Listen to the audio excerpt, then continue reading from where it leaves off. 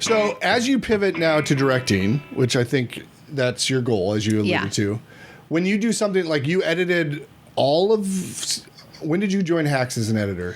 I joined in season 1 and I did edit the pilot. Oh, nice. Okay. So when you end up directing an episode of that, are you just constantly like putting that in Paul and Lucia and Jen's head, or are you like, how does that work? How do you make them aware that you want to direct?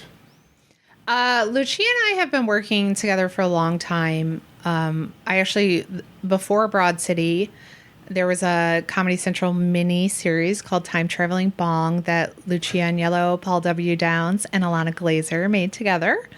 And I had just moved to LA. So funny enough, it took moving to LA to work on Broad City. Oh, what? That's funny. I didn't realize that. So they were looking for another LA editor, and my name got dropped to them.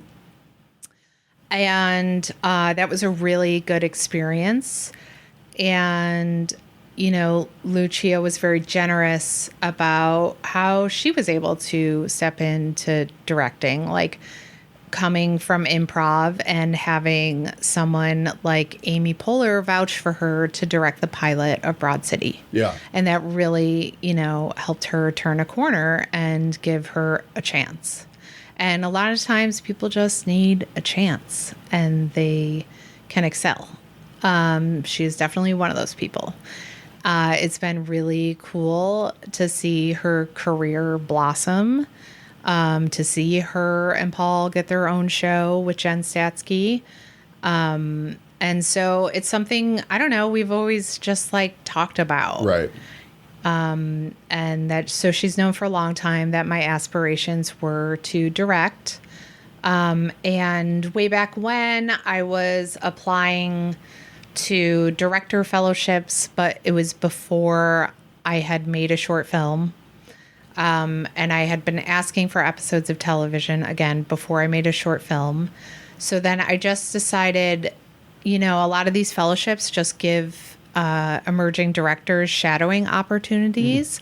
So I'm just going to start asking some people I know if I can shadow them on set.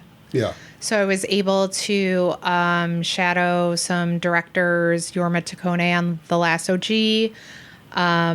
Nick Jasinovic on Arturo Castro's Alternatino, and I shadowed Lucia on Aquafina's show, Nora from Queens. So I think, too, once that happened, once I made my short, I got into South by Southwest. I think she saw that, you know, it's like you got to do the work, too. Like, you can't just, like, sit around and, like, hope something will fall into your lap. It's just not like that anymore. It's so... Was it at one point? I think it was, like...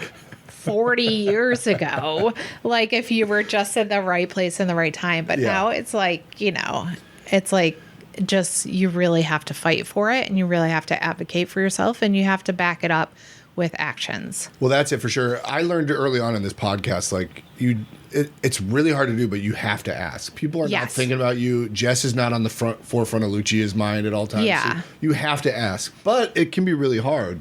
Did you struggle at all asking for stuff, or have you just always been really hard. Yeah, it's hard. It's really hard. It's something I'm not like, it just doesn't come naturally. I know. If it does come naturally to you, it's probably not a good thing. I feel like. It's like the sociopaths know how to ask stuff. Or you're like not ready at all. Yeah.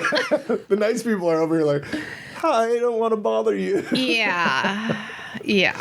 So it was a learning curve for you to ask, for sure. Yeah. But, you know, I think Ava DuVernay was the one who's just out there saying, like, just ask. Yeah. Just ask. And that really, like, resonated with me. So was that Sisters, your short film, was that the impetus of that? Was like, I need to put something out there that I personally directed? Was that the impetus from that? Or did I infer?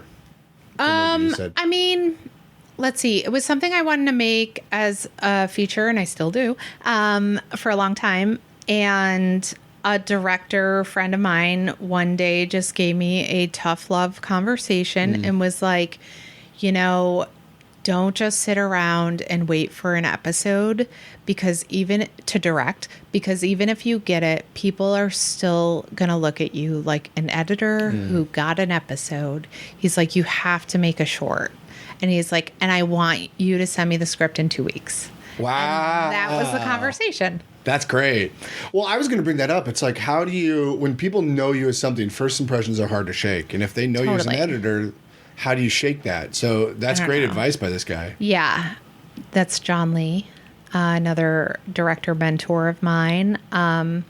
Yeah, I call it the editor stink. How can I get this editor stink off me? But I hear you, but I don't think that's just a you thing, though. Like, or an editor thing. Like, when I first moved here, I wanted to be on set a lot.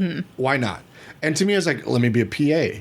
But then I did a couple, and I was like, they're just going to see me as a PA. They're not going to see me as talent. Yeah. And I pulled away from it because of that. But, like, I think that happens. Like, I imagine that happens with assistants out here. Assistants that just want to get experience, and then they're always forever in their boss's eye, an assistant type of thing. So, yeah, but assistants have a very interesting career path. Some of them are like assistant to boss, and it's like, how did you do that? Well, that's what I'm coming to learn is like everybody has an interesting path out here. Like editor to director is fascinating to me. I mean, it all is very unique and different, and it just makes it really fun.